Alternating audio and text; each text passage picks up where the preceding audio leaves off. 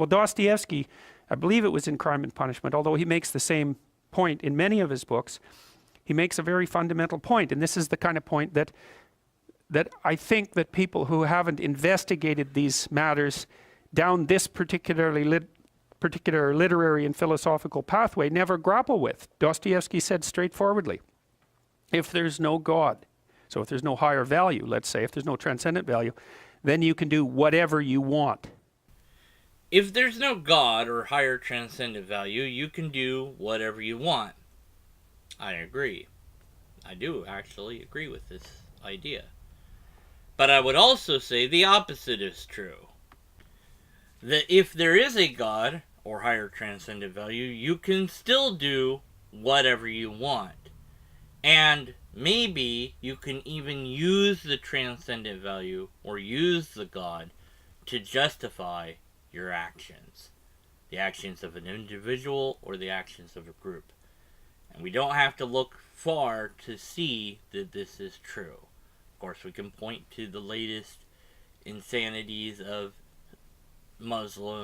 Islam, and say, look, here are people who are using their God to justify actions. They're saying that their God is commanding them to do these actions, and that they will be rewarded if they do these actions. And these are actions that destroy themselves, destroy others, destroy property, although that's not as important as destroying life, I think. But these actions are harmful actions. And yet, they believe in a God. They believe in a higher transcendent value. It's just that the transcendent value that they believe in is you need to die because you're not on our side. If you go back in history, you see the Christian Crusades. You see the same sort of thing. That you're not Christian, you need to convert or be tortured. And even if you convert under torture, well, we'll just kill you nicely so that you don't suffer from the torture anymore. So you die or you die. It's just you die sooner if you pick one than if you pick the other. And of course, it never worked. The torture never made people convert. It didn't function because torture is ineffective in doing this. Whether there's a God or a transcendent value, people will do whatever they want. And they also will do things that they don't want to do. And there being a God or a transcendent value is completely independent of people's actions and behavior. Because without a God, you can justify things, and with a God, you can justify things. But I think that there's something lacking in this presentation. There isn't the experiment that has been done repeatedly that I think is of critical value that these students need to know about and that you need to know about. In New Zealand, psychologist Jesse Bering believes we need supernatural beings to keep us on the right track. Are you guys ready to play a game? Jesse devised an experiment to test his theory. All right, why don't you guys make a circle and sit in front of me here, and I'll go over the rules for you. So you see this piece of tape? The first rule is that you can't step over the line. The second rule is that you've got to throw with your back to the dartboard. So you can kind of go like this and do the best that you can. Oh, see?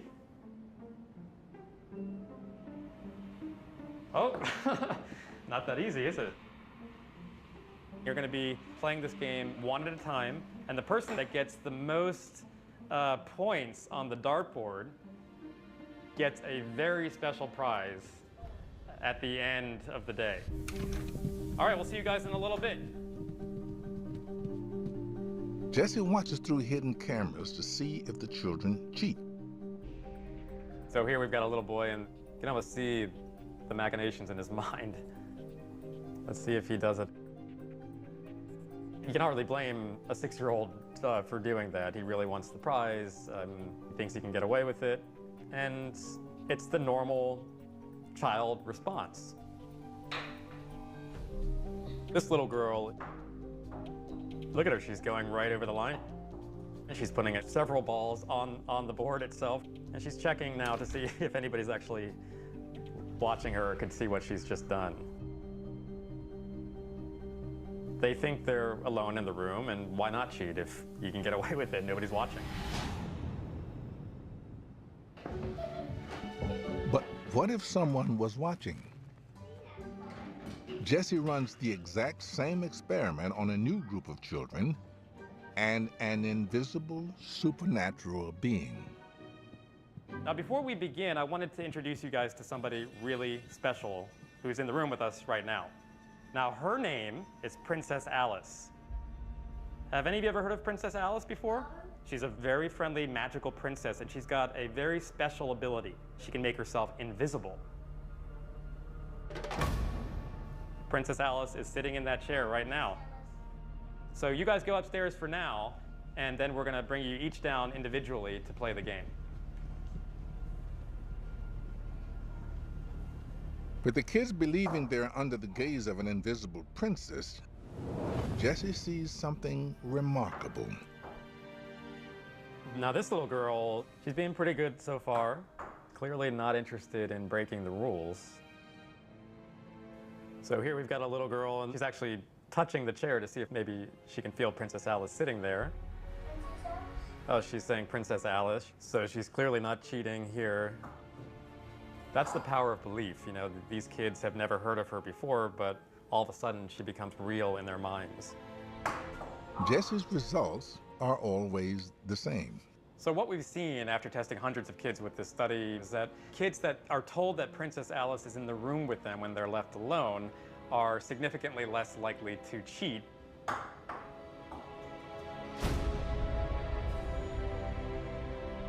She's doing the same thing that any supernatural agent or god would do in a given society. She is watching them, she cares about their social behavior, and ultimately, at least the implicit assumption is that somehow she will act if they violate one of the rules. Jesse's research suggests that we need to believe we're being watched to eliminate selfish behavior, to keep evil in check.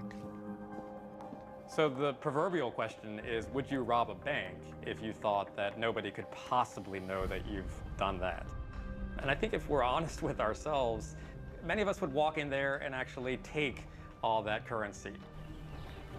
An all-seeing, all-knowing, all-powerful, interventionist, moralistic deity that helps steer people in the direction of good behavior.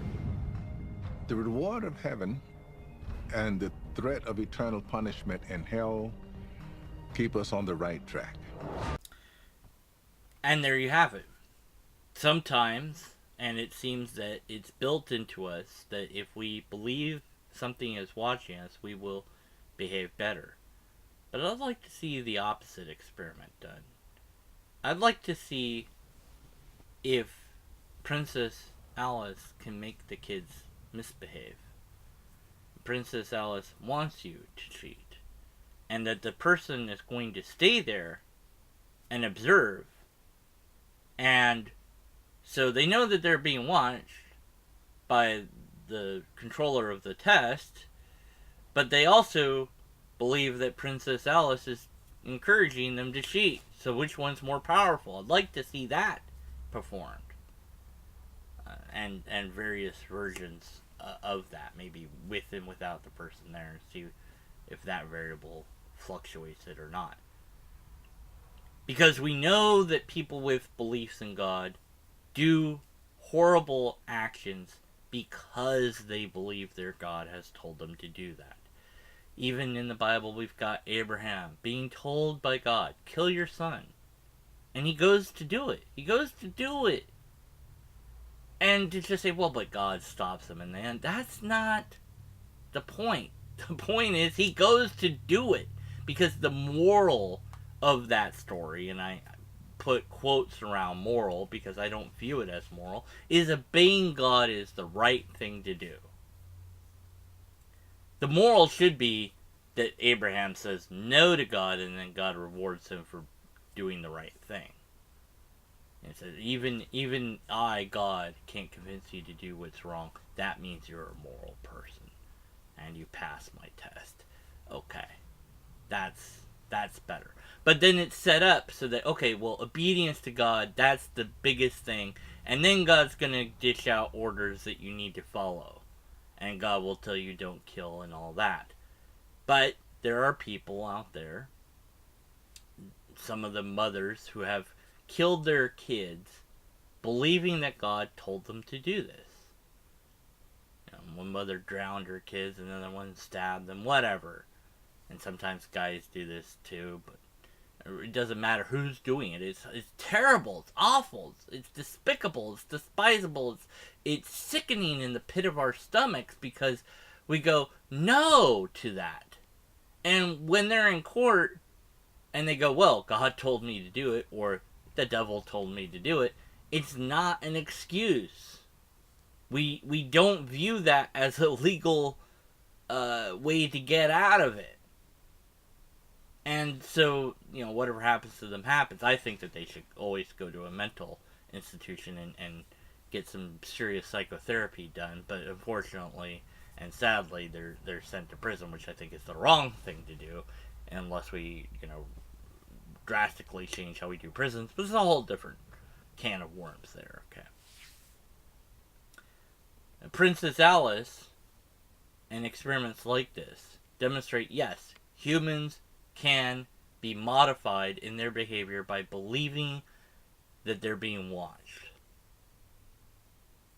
But I would submit that the other side of that is true, that they can be modified to do bad things if they believe that they're being watched. And we know this from history. And we know this from the modern day. We absolutely can see that this is true. That's what I mean by we know this. I don't mean to imply that you know that, but you should know that now by looking at what people of religion do. Muslims destroy this and that, blow up whatever, and Christians in the past did, this and that horrible thing to people, and, so on and so forth. So, whether there's a God or a transcendent value or not, people can still do anything. And the threat of a punishment or the hope of a reward, whether it's a secular one or a transcendent one, may or may not prevent somebody from doing something horrible. So, thinking that I might be caught by the law and thrown in prison and even executed for that might be enough to stop me from breaking a law.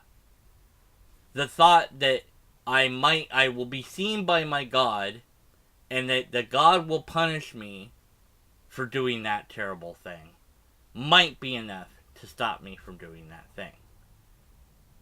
But maybe I think, I can get away with this. If I do this and that and the other, I can get away with it. And then I've justified it in my head. And then, all I have to do is go, well, if I say this, incantation, and I ask for forgiveness, God, He knows, or she knows, or it knows what situation I'm in. I mean, maybe I even pray to God, look, give me a different way out of this. I don't want to do this. If you give me a different way to do it, if you tell me what to do, I'll do that instead. And when nothing happens, because nothing's going to happen, well, I guess that means God's okay with me doing this, because it didn't give me a way out, didn't tell me a different way to do things, or whatever. So, sorry God, you'll forgive me, please forgive me for what I'm about to do. And then, if I say that enough afterwards as well, maybe I can convince myself that God has forgiven me, or that God will forgive me. And then it's just a matter of living with my own conscience. And saying, well, yeah, what I did was fine. What I did was okay. Or even if it wasn't okay, it's okay. I mean, it's not okay, but, I can live with it. Because the ends justified the means, or whatever other mental gymnastics I want to do. And some people see this particular clip from Jordan as some sort of way to argue against atheism. Well, atheism, you can't have objective moral values in atheism. Which, even if true, I would say, and so what? That doesn't make it false. See, if you can or cannot get whatever it is that you want to get out of any given system, that doesn't mean anything. Mathematics, you can derive 0 ethical values from mathematics. So what? That doesn't make it false. You get absolutely no moral, ethical values from the study of cells. But it doesn't make it false or useless. And despite what many people insist, atheism isn't a worldview. It can be part of one, but in and of itself, it isn't a worldview. It doesn't prescribe anything. So to expect it to give you ethics and or morals is ridiculous and silly. And some people say, well, but that's the problem with it. No, that's the feature of it.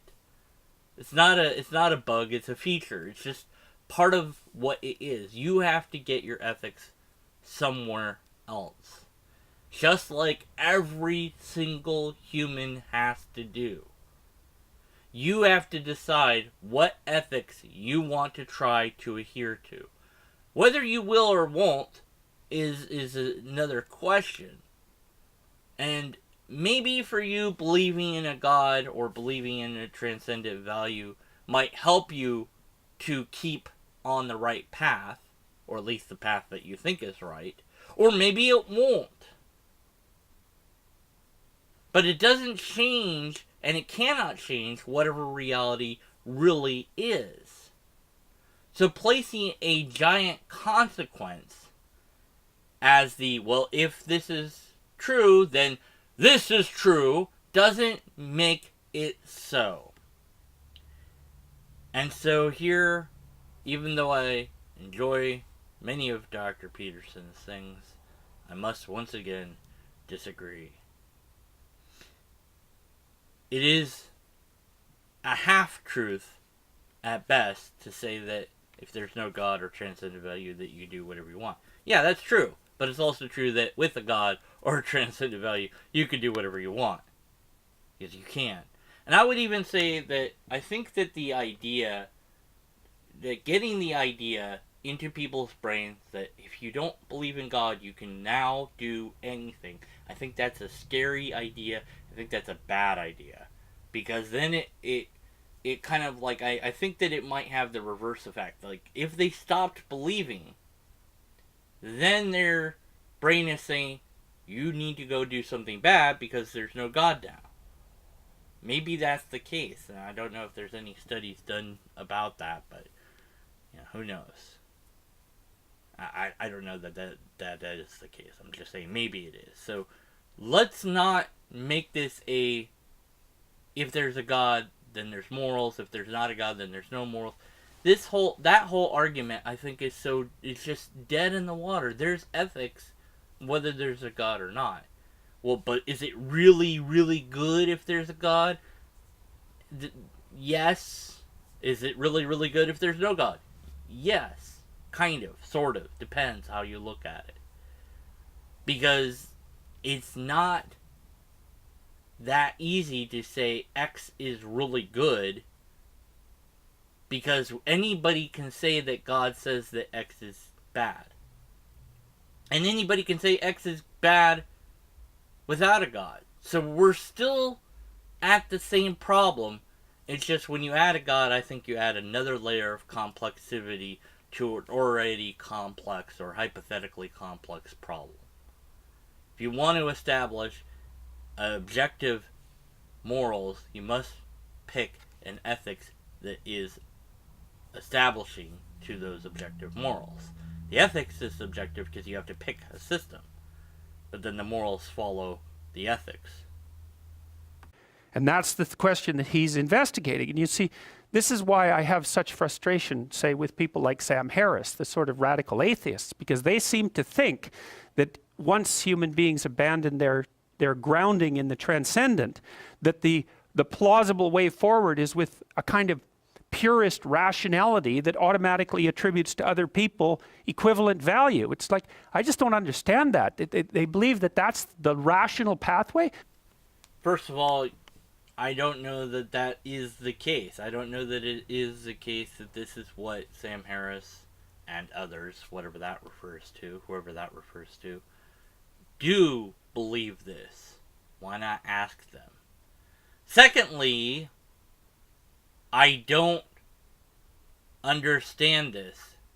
That's true, Dr. Peterson. You do not understand it. So seek to understand it. Because your argument is one of ignorance if you do not understand it. You don't understand their way of thinking, or why they think this, or whatever. Then ask. Investigate that. You keep insisting people think about these things. It's great to think about things. But it's also great to get other people's ideas in there too. What if there's no God? What if there's no transcendent value? What if there is no really, really right and really, really wrong? Okay, and so what? If that's how it is, then that's how it is. What are we going to do about that?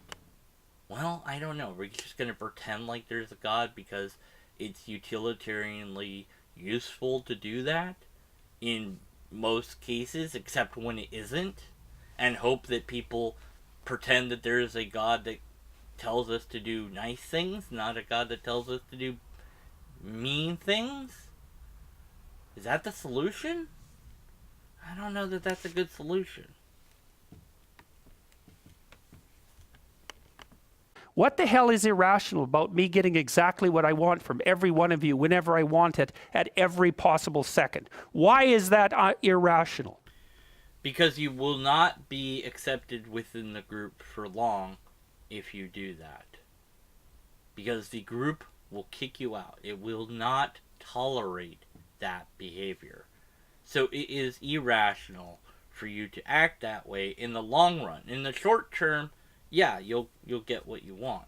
But in the long term, it doesn't work. And that's what makes it irrational. Where's the pathway from rationality to an egalitarian virtue? Why the hell not every man for himself and the devil take the hindmost? It's a perfectly coherent philosophy. Because it's been played out in the past, and it's failed in the past. Societies that did this failed. They died out. Groups and individuals who have tried this succeed for a little bit of time. If you do this, you will gain some advantage for a limited amount of time. But ultimately, and in the end, it doesn't pay out.